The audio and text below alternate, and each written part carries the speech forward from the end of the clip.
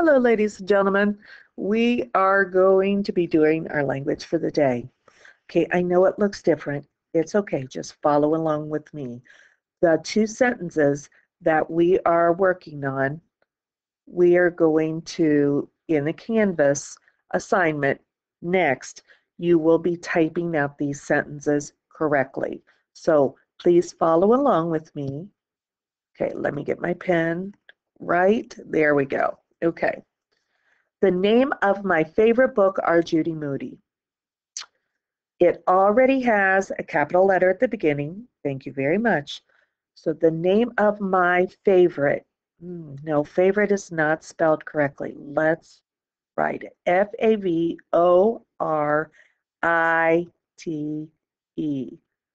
Okay. Even though you don't hear those sounds are in there. Favorite. Okay. The name of my favorite book are. Oh, we can hear that with our ears, that it does not sound correct. So the name is Judy Moody. Judy Moody. They've already underlined that for us. They underline that because it is a title of a book. All titles of books need to be underlined. But also, in your title, you have to have the first word capitalized and all important words capitalized. So let's do that. The first word is Judy.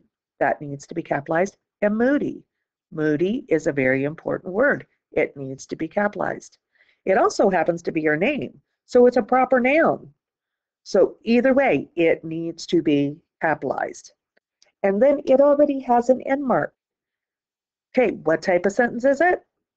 Yep, you're right. It is declarative. It is a statement. They are just stating a fact. The name of my favorite book is Judy Moody. Okay, let's go to number 2. I've only read the first book about Judy Moody. Okay, they've already capitalized the beginning of the sentence. Okay, and it is a contraction. Say contraction. Contraction. A contraction are two words that have been put together. They smashed so hard that some of the letters flew out. Well, in this case, the HA has flown out. And what do we have to do? Well, we have to stitch it up right there where those letters flew out. So it's I apostrophe VE.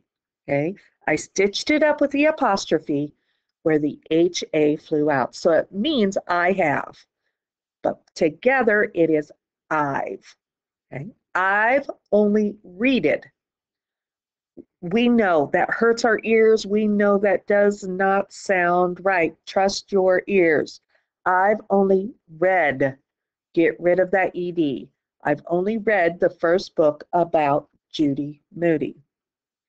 Well, we know Judy Moody is a proper noun. It is a name. It's very specific. So we're going to capitalize it. We're going to put our pinky up while we do it because it's very proper. Judy and Moody. There we go. Very, very good. Now, let's think about this. It is her name, so we capitalize it because it's a proper noun.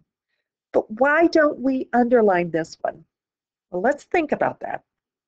In the first one, we underlined it because it's a title of a book. That's the only reason we underline it is because it's the title. Down here, you're not talking about the title of the book. You are just talking about the character in the book. So it does not need to be underlined. All right. At the end is a period, an end mark. So let's look at that. I've only read the first book about Judy Moody. You're just stating the fact, aren't you? So it's a statement. It is a declarative sentence. Very good. All right, next one. Write a word that means the opposite of the bold word. Bold means that the word is darker than the rest of the words around it. So right here, do you see how that word bad is darker than the rest of the words? That is what they're talking about, to go to that bold word. On the first day of third grade, Judy is in a bad mood. So let's look at the word bad. What is the opposite? Like cold and hot. Okay, what is the opposite of bad? Bad. And the opposite of that is good. Another name for opposite is an antonym. We will be talking about antonyms here in the next couple of weeks, antonyms and synonyms. Add quotation marks to the speaker's exact words. When Judy gets to her classroom, she says, "Hello, Mr. Toad." What are the words that have come out of Judy's mouth? Yep, you got it. Hello, Mr. Toad. Those are the exact words that have come out of her mouth.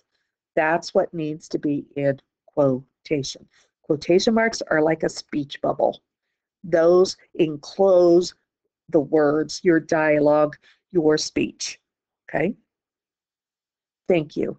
Now, you will go to your Canvas assignment next, and you will answer the questions and you will type out these two sentences correctly. Thank you.